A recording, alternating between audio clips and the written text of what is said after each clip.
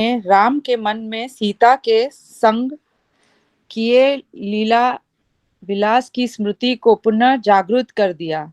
इस प्रकार राम के मन का दिव्य शोक अधिक तीव्र हो उठा। वे निरंतर सीता का चिंतन चिंतन करते एवं विस्मित होते कि क्या सीता उनके बिना जीवित रह सकती है। राम अत्यंत मर्म भेदी विलाप करते, हे लक्ष्मण, चैत्र मास के आरंभ हो गया है एवं इस सरोवर का गहरा नीला जल अत्यंत सुंदर लग रहा है। पुष्प से आच्छादित वृक्ष देदीप्यमान हो उठे हैं। उनकी पंखुड़ियां मानो धरती पर बिछे हुए हर रंग के सुंदर कालीन पर गिरकर उसका सौंदर्य वर्धन कर रही है। यह ऋतु प्रेम की है, किंतु सीता के बिना यह सब अर्थहीन प्रतीत होता है। उनकी उपस्थिति में जो दृश्य आनंद प्रदान करते थे, वे अब मुझे पीड़ा प्रदान करते हैं। कोयल के स्वर मुझे सीता की मधुर वाणी का स्मरण करवाते हैं। लहरों के शिखर पर झूलते हुए गुलाबी कमल पुष्पों को देखकर मैं सीता के सुंदर नेत्रों के विषय में सोचने लगता हूँ। यह मंद मंद बहने वाली सुगंधित वायु मुझे सीता की सुगंधित श्वास का स्मरण करवाती है। हे लक्ष्मण, निष्ठुर वसंत ऋतु की यह पीड़ा असहनीय है, क्योंकि सीता के बिना अब मुझसे जीवित नहीं रहा जाता। तुम्हें अयोध्या लौटकर भरत की सेवा में लग जाना चाहिए और मैं यहाँ रहकर अपने प्राण त्याग दूंगा। लक्ष्मण ने राम के मन में आशा का संचार करने का प्रयास करते हुए कहा, भ्राताश्री, ऐसे ना सोचे कि सीता अब जीवित नहीं है। रावण स्वर्ग में हो अथवा पृथ्वी पर, सागर में हो या अधोलोक में, हम उसे खोजकर अपना क्रोध शांत करेंगे। आप व्यर्थ ही उदासीनता को छोड़कर सीता की खोज में अपना ध्यान केंद्रित करें। गंभीरता पूर्वक प्रयत्न करने से ही हमें सफलता प्राप्त होगी, न कि विलाप करने से। इस प्रकार से लक्ष्मण द्वारा समझाए जाने के पश्चात राम शांत हुए। वार्तालाप करते हुए वे ऋष क्या है ये वर्ड ऋष्यमुख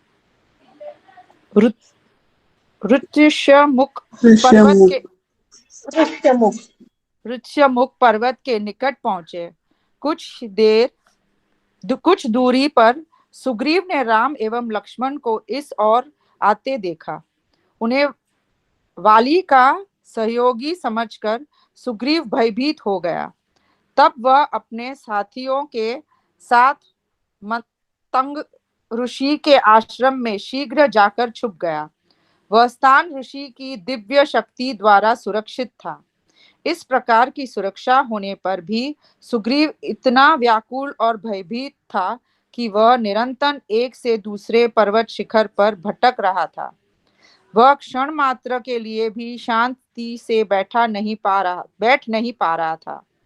अपने स्वामी को इस प्रकार से विचलित देखकर हनुमान ने कहा, आपको मन से वाली का यह भय त्याग देना चाहिए। अस्थिर चित्त वाले वानर होने के कारण आप शीघ्र ही कोई निष्कर्ष निकाल लेते हैं, जो निश्चय ही सावधानी पूर्वक विचार करने पर त्यागना होगा। सुग्रीव ने उत्तर दिया, ये वाली के दूत हो या ना हो, इन्हें देखकर भय लगता है। वस्तुत हो एक सेकंड प्लीज होल्ड।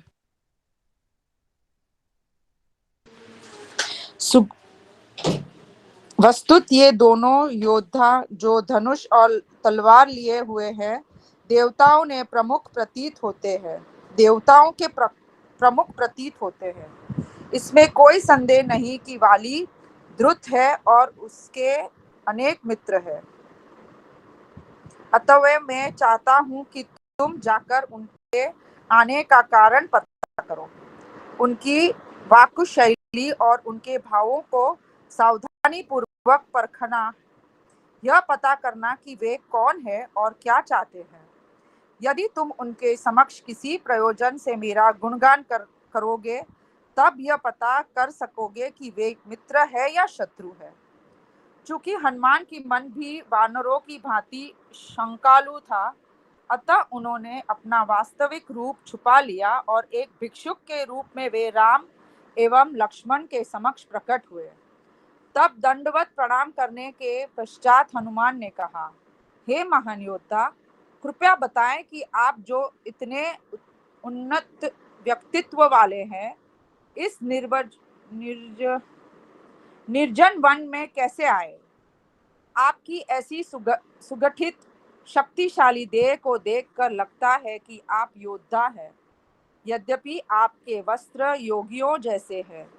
मेरा नाम हनुमान है और मैं सुग्रीव का मंत्री हूँ। सुग्रीव को उनके अग्रज ने, जिसका नाम वाली है, राज्य से निष्कासित कर दिया है। मैं पवन पुत्र हूँ और अपनी इच्छा अनुसार कहीं भी जा सकता हूँ और कोई भी रूप धारण कर सकता हूँ। सुग्रीव ने मुझे यहाँ मित्रता का संबंध स्थापित करने तथा आपका स्वागत करने के लिए भेजा है। तब राम ने लक्ष्मण से कहा, यह हनुमान वानरों के भद्र राजा सुग्रीव का मंत्री है, जिसकी खोज हम करते रहे हैं। यह बड़ा ही विनीत प्रतीत होता है तथा काव्यात्मक बातें करता है। इसकी आंखों में, प्रयोजनों में और हाव भाव में किसी प्रकार का छल कपट दिखाई नहीं देता है। इसमें गंभीरता, विश्वास और परम पराक्रम है। उसी प्रकार इसकी वाणी से हृदय, स्वर एवं बुद्धि की परिपक्व समन्वयता प्रदर्शित होती है।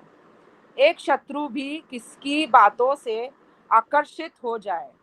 हे लक्ष्मण, कृपा वह सारी घटना हनुमान को बता दो, जिसके कारण हमें यहाँ आना पड़ा है। लक्ष्मण ने हनुमान से कहा, यह हमारा सौभाग्य है कि हम आपसे मिले। हम सुग्रीव की खोज में हैं और उनसे मित्रता स्थापित करने के लिए उत्सुक हैं। ये महाराज दशरथ के पुत्र राम है और मैं उनका अनुज हूँ। मेरा नाम लक्ष्मण है। मेरे पिता की इच्छा थी कि राज सिंहासन राम को मिले, किंतु राजनीतिक षड्यंत्र के कारण राम को वनवास दिया गया। हाल ही में राम की पत्नी सीता को राक्षसों का राजा रावण हर लिए गया है।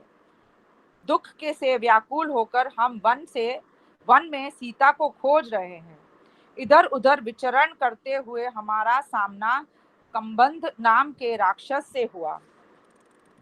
कबंध का वध करके हमने उसे भयंकर शाप से मुक्त किया। फलस्वरूप स्वर्ग जाते समय उसने हमें सुग्रीव से मित्रता करने का सुझाव दिया। इस समय हमारे यहाँ आने की यही कारण है। तुम्हारे एवं तुम्हारे भद्र राजा के हित में जो भी करना आवश्यक होगा, हम उसके लिए सहमत है। हनुमान से अपनी दशा का वर्णन करते हुए लक्ष्मण का स्वर और अश्रुपूर्ण नेत्र उनके आंतरिक दुख को प्रकट कर रहे थे। यह देखकर हनुमान ने बताया, आपकी तरह सुग्रीव भी अपने राज्य एवं अपनी पत्नी से वंचित है।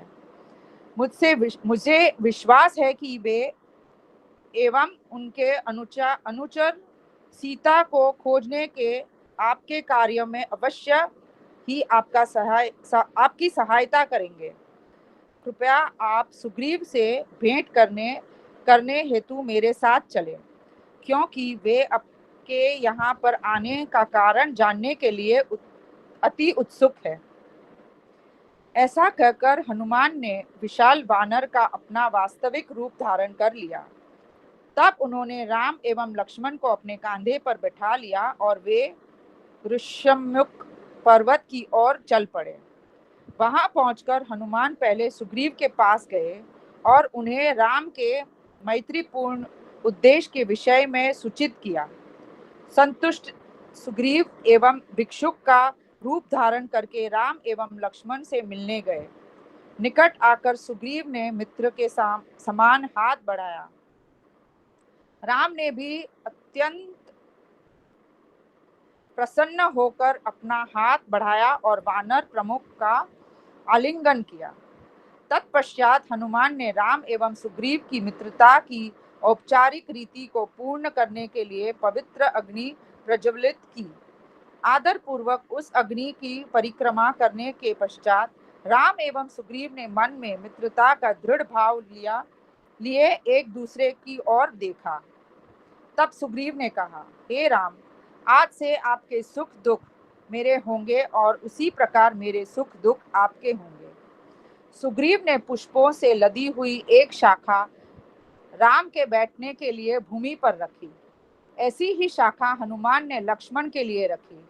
जब सभी बैठ गए तब सुग्रीव ने बताया, हे राम, अपने भाई वाली के कारण मैं निरंतर चिंता में अपना जीवन व्यतीत कर रहा हूँ।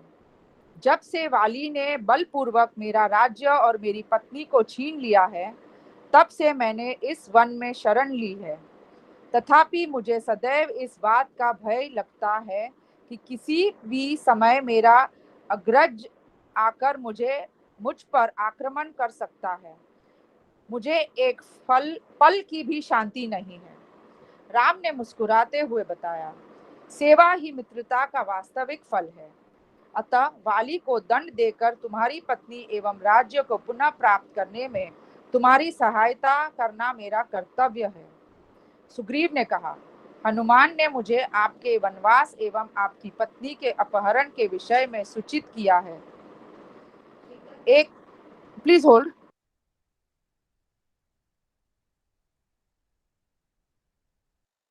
Prabhu ji, I will have to leave for a while. Could anybody take over from here, please? Yeah, no. Rishika Mataji, do you have Chinmay? Okay, you do. आप पढ़िए चिन्मयी। हरे कृष्णा प्रभु जी। हरे कृष्णा। सुग्रीव ने कहा, हनुमान, ये मुझे आपके वनवास एवं आपकी पत्नी के अपहरण के विषय में सूचित किया है। एक मित्र होने के नाते मैं उन्हें खोज कर लाने में आपकी सहायता करने के लिए दृढ़ प्रतिज्ञ हूँ। भले ही वे स्वर्ग में, पृथ्वी पर अथवा निम्न लोकों में हो। राम, मैंने शक्तिशाली राक्षस रावण को सीता को अपहृत करके ले जाते हुए देखा है। वे हे राम ऐसा कह रही थी। उन्होंने मुझे और मेरे साथियों को पर्वत शिखर पर बैठे हुए देखकर अपनी चादर और कुछ आभूषण नीचे फेंक दिए, जिसे हमने उठा लिया। राम उन वस्तुओं पर देखने के लिए उत्सुक हो उठे और उन्होंने सुग्रीव से उन सभी वस्तुओं को लाने के लिए कहा। तब सुग्रीव ने उन्हें गुफा से लाकर राम के समक्ष रख दिया। उन वस्त्रों एवं आभूषणों को देखते ही राम ने पहचान लिया और वे शोक से कहने लगे, हे प्रिय, मेरी प्रिय। उनकी आंखों से अश्रुधारा फूट पड़ी और वे करुण विलाप करते हुए अचेत हो गए। चेतना आने पर राम ने कहा, हे लक्ष्मण, ये आभूषण सीता के ही है, क्या तुमने पहचाना? लक्ष्मण ने कहा, मैंने सीता को उनके चरणों से ऊपर कभी नहीं देखा, अतः मैं कह नहीं सकता कि ये कुंडल और केयूर उनके ही है, किंतु मैंने उनकी पायल को पहचान लिया है, क्योंकि प्रतिदिन प्रातः काल मैं उनके चरण कमलों को प्रणाम किया करता था। तब राम ने रावण के विषय में पूछा और सुग्रीव ने बताया, दुर्भाग्य से मुझे रावण के विषय में कुछ भी पता नहीं है, किंतु आप धैर्य रखिए, उसका पता करने में मैं आपकी सहायता करूंगा। हे राम, अपनी प्रिय पत्नी के वियोग पर आपको इतना अधिक विलाप नहीं करना चाहिए। मात्र शोक करने से कोई सुखी नहीं हो सकता। शोक करते सब रहने से व्यक्ति की शक्ति क्षीण होने लगती है और जीवन जीवन संकट में पड़ जाता है। यद्यपि मैं एक मूर्ख वानर हूँ और मेरी दशा भी आपके समान है, किंतु मैं आप जितना शोक नहीं करता हूँ। सुग्रीव के वचन सुनकर राम कुछ शांत हुए और सुग्रीव का पुनः आलिंगन करके उनके संग बैठ गए। जब सुग्रीव वाली की उपस्थिति से उत्पन्न भय की चर्चा करने लगा, तब राम ने कहा, हे सुग्रीव, धैर्य रखो, मैं आज ही वाली का वध कर दूंगा। किंतु उसके पहले मैं यह जानना चाहूंगा कि तुम दोनों भाइयों के मध्य यह शत्रुता कैसे उत्पन्न हुई। सुग्रीव ने कहा, एक सच्चे मित्र के समक्ष ही व्यक्ति अपना दुख प्रकट कर सकता है। ऐसा हुआ कि मेरे पिता के निधन के पश्चात ज्येष्ठ राजकुमार होने के नाते वाली किष्किंधा का राजा बना और मैं उसकी सेवा में लग गया। इसके पूर्व मय दानव के पुत्र मायावी ने एक स्त्री के कारण वाली से शत्रुता मोल ले ली थी। तत्पश्चात एक रात जब सभी सो रहे थे, मायावी किष्किंधा आया और युद्ध के लिए वाली को ललकारने लगा। यद्यपि मैंने यद्यपि मैंने तथा उसकी पत्नियों के उसे रोकने का प्रयास किया, किंतु क्रुद्ध वाली उस प्रतियोगी से संघर्ष करने के लिए महल से बाहर निकल पड़ा। मैं भी अपने भाई के पीछे गया और हमें देखते ही मायावी दानव भय के कारण पलायन कर गया। जब हमने उसका पीछा किया, तब वह एक गहरी अंधेरी गुफा में घुस गया, जो सघन झाड़ियों से ढकी हुई थी। वाली ने मुझे उस गुफा के प्रवेश द्वार पर पहरा देने की आज्ञा दी और स्वयं उस दुष्ट से युद्ध करने के लिए गुफा के अंदर चला गया। इस प्रकार एक वर्ष बीत गया। मैं उस प्रवेश द्वार पर पहरा देता रहा, किंतु अपने भाई का कोई संकेत मुझे नहीं मिला। अकस्मात मैंने गुफा से झाग सहित रक्तस्राव होते देखा एवं अनेक दैत्यों के स्वर भी सुने, किंतु अपने भाई की आवाज नहीं सुनी। मैंने यह निष्कर्ष निकाला कि वाली की हत्या कर दी गई है। तब मैंने प्रवेश द्वार पर एक विशाल पत्थर रख कर उसे बंद कर दिया और अपने मृत भाई की आत्मा की शांति के लिए जलार्पण किया। किष्किंधा लौटने पर मंत्रियों ने मेरा राज्याभिषेक किया और मैं न्यायपूर्वक राज्य करने लगा। कुछ समय बीत जाने पर वाली उस दुष्ट की हत्या करके वापस किष्किंधा लौटा, जिसे देखकर सभी को आश्चर्य हुआ। राज सिंहासन पर मुझे बैठे हुए देखकर मेरा भाई क्रोधित हो उठा और उसने तुरंत ही मंत्रियों को बंदी बना लिया और जंजीरों से बांध लिया। मैं अपने भाई से लड़ सकता था, किंतु सम्मानवश मैंने उन्हें प्रणाम किया। इस आशा में कि वाली शांत हो जाएगा, मैंने राजमुकुट उसके चरणों पर रख दिया, किंतु वाली का क्रोध शांत नहीं हुआ और वह मेरे साथ दुर्व्यवहार करता रहा। तब नगर के प्रतिष्ठित नागरिकों को बुलवाकर उसने घोषणा की कि मैंने मायावी दैत्य को मारने के लिए पृथ्वी के अंतर्भाग में प्रवेश किया था। एक वर्ष तक ढूंढने के पश्चात वह दैत्य मिला। उस दैत्य तथा उसके सभी संबंधियों को मारने के पश्चात उनके शरीर से निकला रक्त समूची गुफा में भर गया और मेरे लिए निकलना दुष्कर हो गया। अंततः जब मैं गुफा के द्वार पर पहुंचा, तब पाया कि द्वार एक विशाल पत्थर से बंद किया हुआ है। मैंने बार बार सुग्रीव को पुकारा, किंतु कोई उत्तर न मिला। अंत में मैंने धक्का मारकर पत्थर हटाया और स्वयं को मुक्त किया। फिर किष्किंधा लौट आया। सुग्रीव को राज सिंहासन पर बैठे देखकर मुझे आश्चर्य की सीमा न रही। तब मैं समझ पाया कि उसका प्रयोजन मुझे गुफा के अंदर बंद करके राज्य प्राप्त करना था। तत्पश्चात वाली ने मेरी पत्नी सहित मेरा सब कुछ लेकर मुझे किष्किंधा से निष्कासित कर दिया। तब से मैं अपने कुछ निकटस्थ मित्रों के साथ इस पर्वत पर निवास कर रहा हूँ। राम ने कहा, प्रिय सुग्रीव, भरोसा रखो, मैं वाली का वध करूंगा ताकि तुम्हें तुम्हारी पत्नी और राज्य पुनः प्राप्त हो सके। राम द्वारा सांत्वना दिए जाने पर भी सुग्रीव के मन में संदेह था कि राम वाली का वध कर पाने में सक्षम है अथवा नहीं। अपने ज्येष्ठ भ्राता के पराक्रम की व्याख्या करते हुए उसने एक कथा कही। एक समय दुंदुभी नाम का एक दैत्य था जो भैंस का रूप धारण करके सारी पृथ्वी पर घुमा करता था। एक बार दुमदुमी ने सागर के तट पर जाकर सागर को युद्ध के लिए ललकारा। सागर स्वयं प्रकट होकर बोले, मैं असुर में श्रेष्ठ, मैं तुम्हारे लिए योग्य प्रतिद्वंदी नहीं हूँ। मैं तुम्हें परामर्श देता हूँ कि तुम हिमवान के पास जाओ, और जो हिमालय के प्रधान देवता है और शिव के ससुर है। सागर को अपने साथ युद्ध करने में भयभीत जानकर दुंदुभी हिमालय पर्वत पर पहुंचा और चोटियों तथा चट्टानों को तोड़ने लगा। तब एक पर्वत पर हिमवान प्रकट हुए और बोले, मेरी शरण में अहिंसक एवं समभाव रखने वाले ऋषिगण रहते हैं।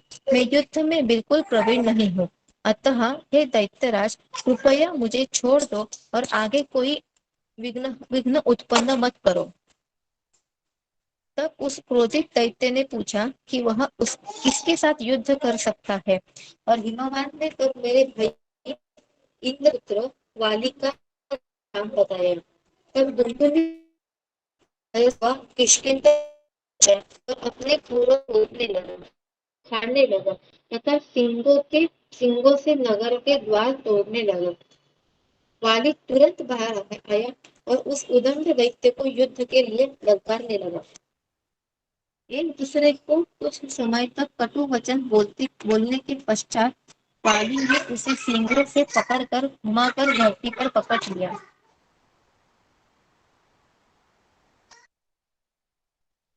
जिससे दैत्य के कानों से रक्त की धारा बह निकली। तब एक भयंकर द्वंद्व युद्ध हुआ, क्योंकि दोनों एक दूसरे पर बलपूर्वक प्रहार कर रहे थे। किंतु थोड़े समय में दैत्य दुर्बल पड़ने लगा। यह देखकर वाली ने दुंदुभी को वायु में उठाकर पूरा बल लगाकर नीचे पटक दिया।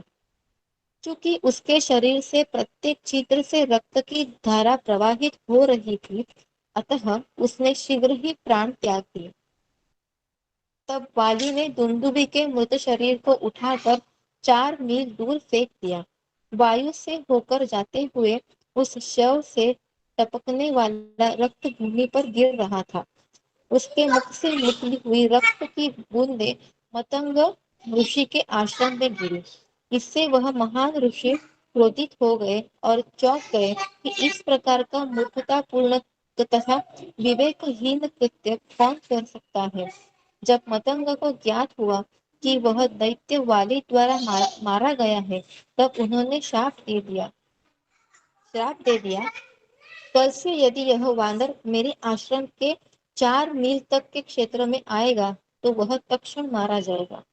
यदि उसका कोई मंत्री आया तो वह सहस्र वर्षों के लिए मूर्तिवत स्थिर हो जाएगा। यद्यपि वाली ने ऋषि को शांत करने का प्रयास किया, किंतु वह असफल रहा, और तब से वह इस क्षेत्र में भयभीत है। वहां पर आप उस विशाल दैत्य की Audible Yes, Hare Yes, Krishna. Mataji. yes. Yes, Mataji.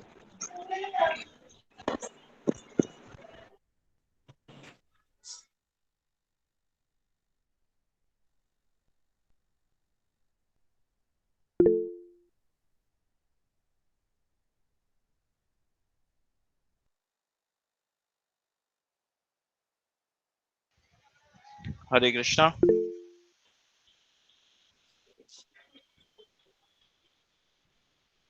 Sorry, something wrong with my internet. Mm-hmm. यद्यपि वाली ने ऋषि को शांत करने का प्रयास किया, किंतु वह असफल रहा, और तब से वह इस क्षेत्र में आने से भयभीत है। वहां पर आप उस विशाल दैत्य की अस्थियां देख सकते हैं। आप कल्पना कर सकते हैं कि वह दृष्टद्युम्न में कितना शक्तिशाली रहा होगा। तब आप वाली को पराजित करने की आशा कैसे कर सकते हैं? यह जानकर कि सुग्रीव को राम की वाली को मारने की योग्यता पर संदेह है, लक्ष्मण हंसने लगे। उन्होंने कहा, राम के किस साहसिक कार्य को करने से तुम्हें उनके पराक्रम पर विश्वास होगा और तुम्हारा मन शांत होगा? सुग्रीव ने बताया, एक बार इस स्थान पर वाली ने 7 विशाल वृक्षों को 7 बाणों से भेद दिया। यदि राम एक बार में इनमें से एक वृक्ष को चीर दे तथा दुंदुभि के अवशेष को लात मारकर 200 धनुष्य की लंबाई की दूरी तक फेंक दे, तब मैं उन्हें वाली की समक्ष मान लूंगा समकक्ष मान लूंगा।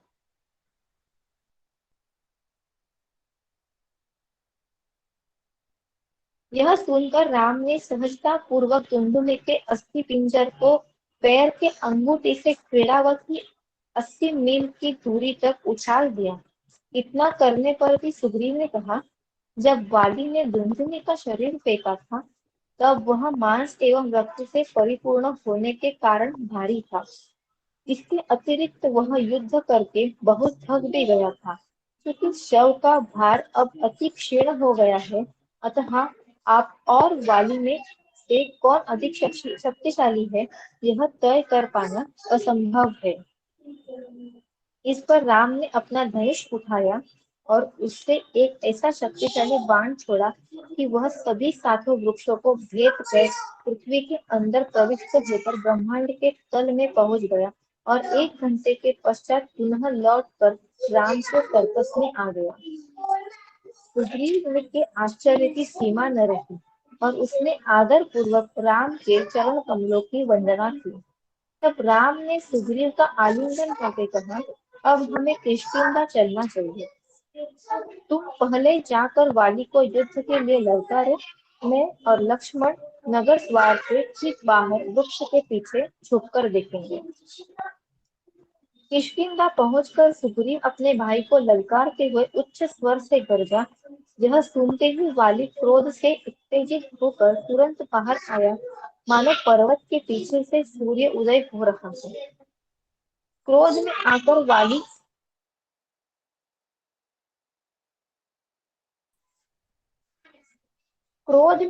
वाली और सुग्रीव ने एक दूसरे पर मुष्टियों से प्रहार किया।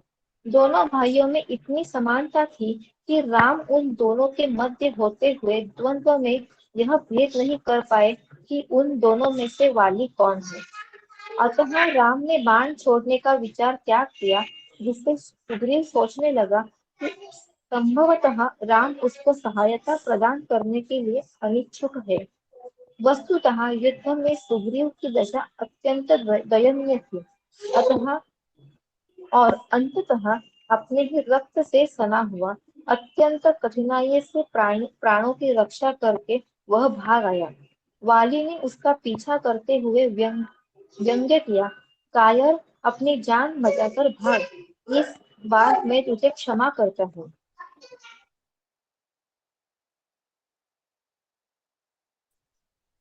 तब सुग्रीव ने वन में स्थित मतंग ऋषि के आश्रम में जाकर शरण ली। उसके पश्चात राम, लक्ष्मण और हनुमान वहां आए। सुग्रीव ने राम को कटु वचन बोले, यदि आप वाली का वध नहीं करना चाहते थे, तब उसे ललकारने के लिए मुझे आपने क्यों प्रोत्साहित किया? अच्छा होता कि आप ऐसा कहते, तुम्हारे अग्रज का वध करने की मेरी इच्छा नहीं है। तब राम ने बताया कि उन दोनों के रूप में इतनी समानता थी कि भेद कर पाना कठिन था। इसी कारण से राम ने कहा, मुझे बाण चलाने में संकोच हुआ। उन्होंने सुग्रीव से कहा कि वह स्वयं के ऊपर कोई ऐसा चिन्ह अंकित करे जिससे वह अपने भाई से भिन्न दिखाई दे और पहचाना जा सके। तब लक्ष्मण ने एक पुष्पलता तोड़कर सुग्रीव को दी। इसके पश्चात सुग्रीव पुनः किष्किंधा की ओर चला और उसके साथ राम, लक्ष्मण और हनुमान भी थे। नगर के बाहर तक पहुंचने के पश्चात सुग्रीव अपने भाई को ललकारता हुआ गरजता हुआ लंबे लंबे पग भर कर चलने लगा।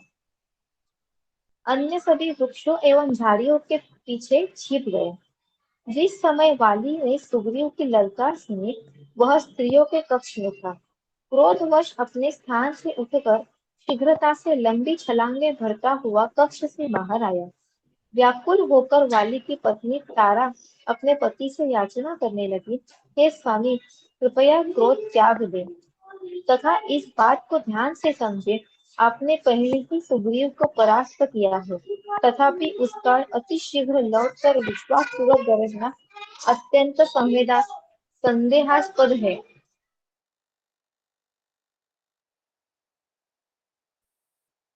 सुग्रीव द्वारा इस प्रकार से प्रदर्शित साहस का तात्पर्य है कि उसे किसी शक्तिशाली सहयोगी का साथ मिल गया है। हमारे पुत्र अंगद ने गुप्तचरों से यह सूचना प्राप्त की है कि राम एवं लक्ष्मण यहाँ आए हैं और उन्होंने सुग्रीव के साथ मित्रता का संबंध स्थापित किया है। राम के पराक्रम की तो कल्पना भी नहीं की जा सकती। उनकी शक्ति स्वयं भगवान विष्णु के समान है। अतः आपको उनके साथ शत्रुता करके संकट में नहीं पड़ना चाहिए। सुग्रीव को अपना अधिकारी बनाकर इस विवाद को समाप्त करें और इस प्रकार राम के साथ आप मित्रता का संबंध स्थापित कर लें।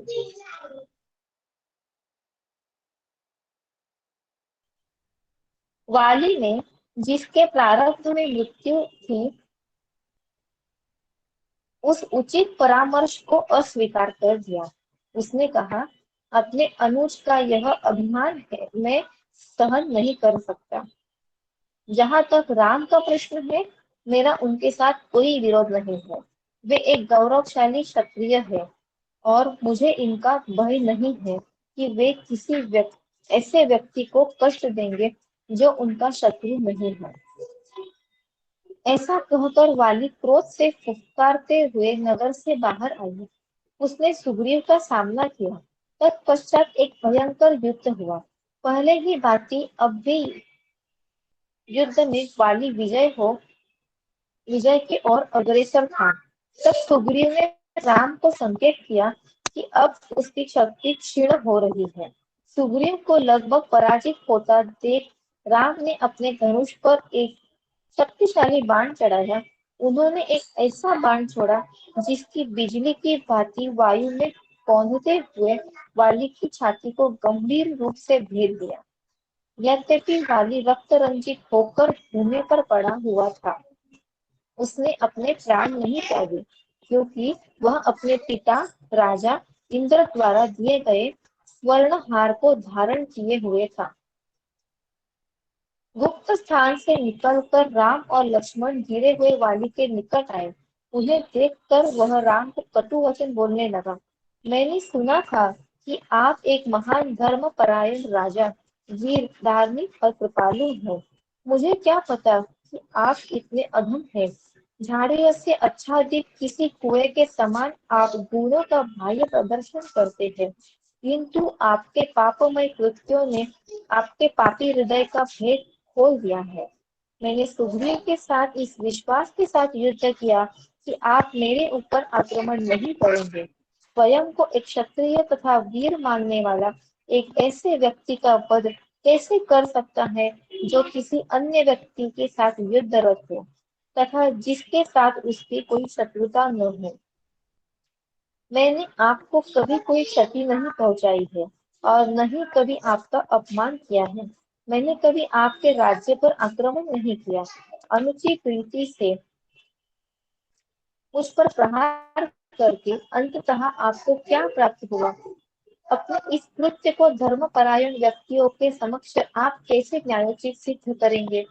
यदि आपने नीति के अनुसार युद्ध किया हो, स्थान पर आप धाराशायी होते। आपने मुझे पीछे से बाण मारा है, जैसे किसी सोए हुए व्यक्ति पर सर्प प्रहार करता है। मैं आपसे इस लज्जाजनक कृत्य का उचित कारण जानना चाहता हूँ। राम ने कहा, तुम्हारे दोषारोपण से ऐसा लगता है कि तुम वास्तव में प्रामाणिक नीति विद्या से अनभिज्ञ हो। वानर की जाति स्वभाव से अपने अनियंत्रित मन के कारण चंचल होती है। क्योंकि तुम स्वयं एक वानर हो तथा तुम्हारे परामर्शदाता भी वानर है, अतः तुम धर्म को समझ नहीं सकते हो। यह संपूर्ण पृथ्वी अपने पर्वतों, वनों एवं नदियों सहित इक्ष्वाकु वंश के शासन के अधीन है। सभी व्यक्तियों एवं प्राणियों पर इक्ष्वाकु वंश के राजा का अधिकार है। वे अपनी इच्छा से किसी को दंड दे सकते हैं अथवा प्रसन्न होकर किसी को पुरस्कृत कर सकते हैं।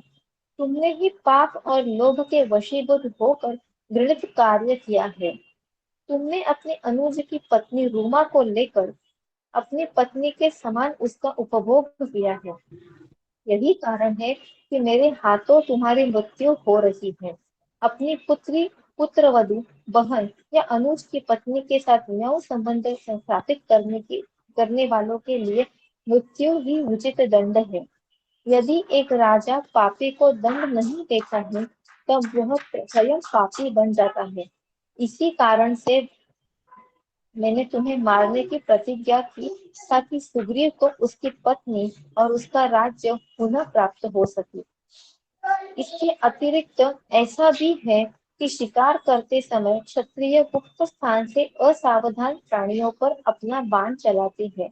अतः चूंकि तुम एक वानर हो, मेरा ऐसा करने में तनिक भी दोष नहीं है। इन उपदेशों का ज्ञान होने पर वाली को अपने घृणित कृत्यों पर लज्जा आई। करवस्त होकर उसने कहा, आपने जो कुछ भी कहा वह निश्चित रूप से सत्य है। अहंकार एवं अपने पापों के विषय में मैं अनभिज्ञ होने के कारण ही मैंने आपको दोष दिया।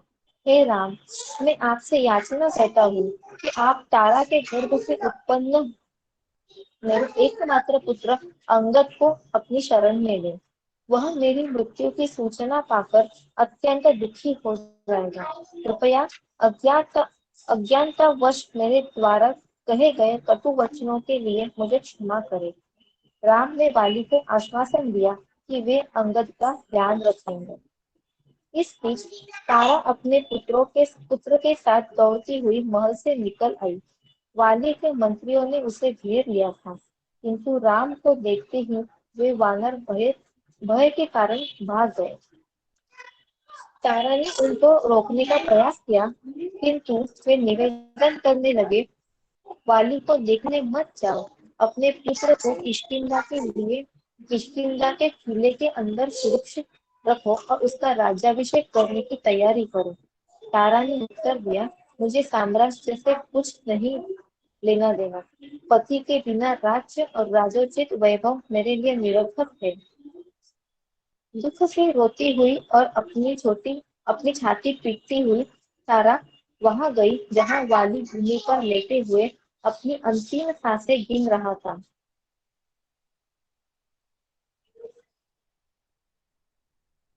तारा अपने पति से जा लिपटी और वाली को शोक संतप्त अन्य पत्नियां उसे घेर कर खड़ी हो गई। तारा की एकमात्र इच्छा थी कि वह अपने पति का अनुगमन करे, अतः उसने आमरण उपवास करने की ठान ली।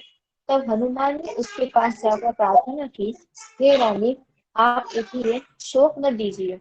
आपको अपने पति के लिए दाह संस्कार करना चाहिए और अंगद का राज्याभिषेक करके उसकी सुरक्षा का ध्यान रखना चाहिए। तब वाली ने कहा, प्रिय सुग्रीव, तुम्हारे प्रति मैंने जो अनुचित कार्य किया, उन सब दोषों के लिए मुझे क्षमा करना। अब तुम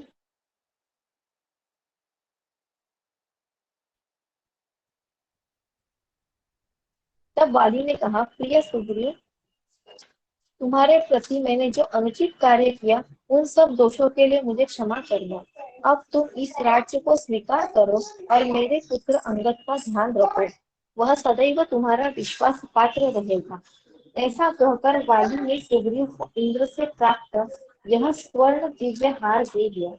फिर अंगद की ओर मुड़कर कहा, मेरे पुत्र, अब मैं जा रहा हूँ, अतएव तुम सदैव सुग्रीव की आज्ञा का पालन करना, कोई भी कार्य विवेक से करना और संतुलित चित्त से सुख दुख की द्वैत अवस्था को स्वीकार करना, अति राग और द्वेष से दूर रहना, क्योंकि ये दोनों ही पतन की ओर ले जाते हैं।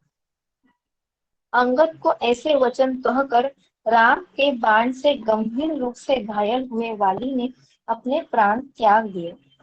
तारा अब तक अपने मृत पति का आलिंगन किए हुए शोक से विलाप कर रही थी। तब नील ने आकर वाली की छाती से बाण निकाला। तारा ने अंगद से कहा, अपने पिता के चरणों का स्पर्श करो। ऐसा करते हुए वह किशोर राजकुमार भी शोक से व्याकुल हो उठा। तारा का दुख देखकर सुग्रीव उदास हो गए और करुण स्वर में राम से बोले, मेरी इच्छाओं की पूर्ति करने से तो मुझे वह प्रतिफल प्राप्त हुआ जो इच्छित नहीं था। सुखी होने के बदले अब राज्य और जीवन से भी मुझे घृणा हो रही है हो, हो रही है। अपने पाप के प्रायश्चित्त के लिए मैं अग्नि में भस्म हो जाऊंगा। हे राम, ये अन्य वीर वानर सीता की खोज में आपकी सहायता करेंगे। सुग्रीव के इन वचनों को सुनकर राम दुखी हो गए। राम के नेत्रों में आंसू देखकर तारा उनके पास आकर बोली, मुझे ज्ञात है कि मेरे पति स्वर्ग में रहकर भी मेरे बिना दुखी होंगे, अतएव आप मेरा भी वध कर दीजिए ताकि मैं उनके पास चली जाऊं। यदि स्त्री हत्या को आप पाप मानते हैं, तब मुझे भी बाली समझकर मेरा वध कीजिए। राम सुग्रीव की ओर मुड़कर बोले, भाई की मृत्यु के पश्चात वियोग में आपके दुख के आंसू भी बहुत है।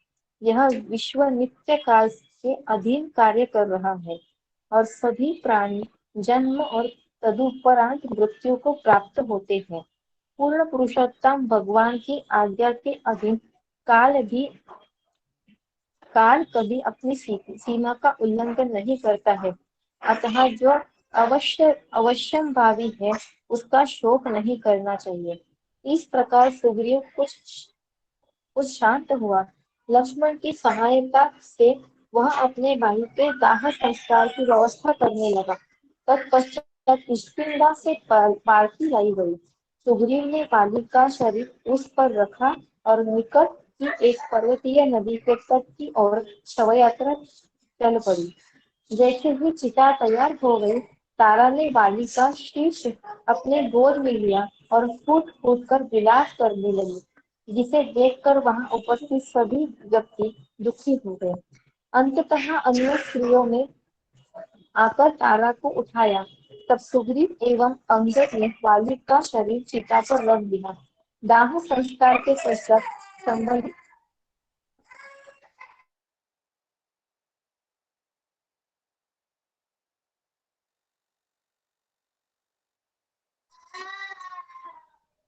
अंततः अन्य स्त्रियों ने आकर तारा को उठाया।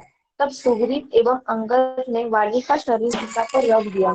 दाह संस्कार के पश्चात संबंधी गण तुंगभद्रा नदी से जल लेकर आए और उस वीर वानर राज की आत्मा की शांति के लिए उसे जल अर्पण कर दिया।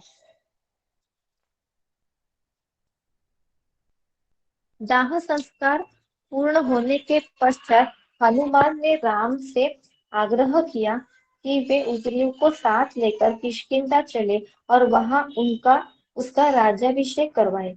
किंतु राम ने मना किया और कहा, हनुमान, मेरा सुझाव है कि तुम सुग्रीव के राज्याभिषेक का कार्यभार संभाल लो और अंगद को उत्तराधि के नियुक्त करो।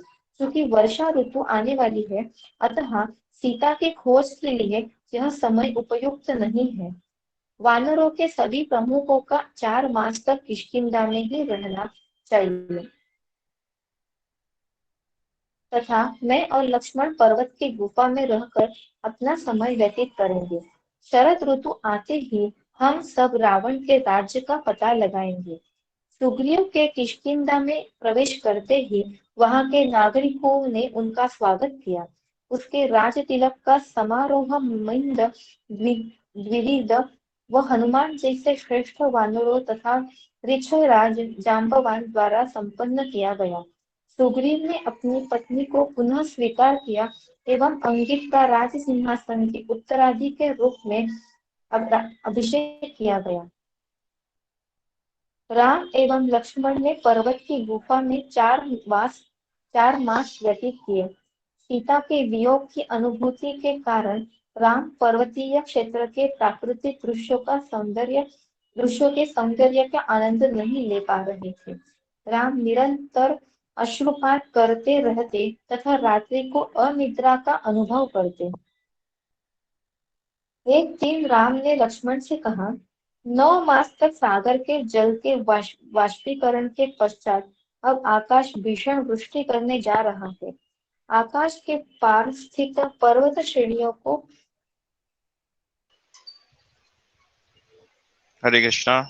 कृष्णा या Yes, Mother. I think we can stop here now.